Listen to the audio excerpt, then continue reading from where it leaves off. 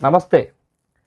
అనకాపల్లి జిల్లా దేవరాపల్లి మండలం జేనపాడు గ్రామానికి చెందిన దేవాడ సరోజిని సొంత అక్క కొడుకు అసభ్య పదజాలంతో దూషించాడని,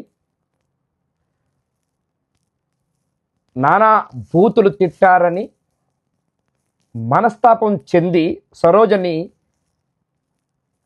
రైవాడ జలాశయం దగ్గర ఉన్నటువంటి గేటుల దగ్గర చనిపోదామని నిర్ణయం తీసుకొని వెళ్ళింది.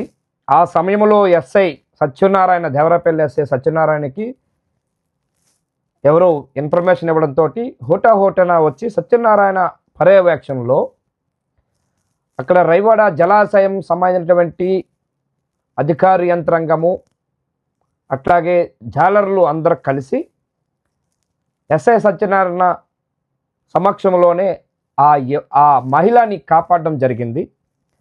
అసలు పదజాలంతో దూషించారని ఆమె దూకాలనుకుందా, లేదు ఇంకేమైనా భార్యాభర్తలు గొడవలు ఏమైనా ఉన్నాయా అని భర్తని కూర్చోబెట్టి ఆరా తీసినట్టు కూడా తెలుస్తూ ఉన్నది.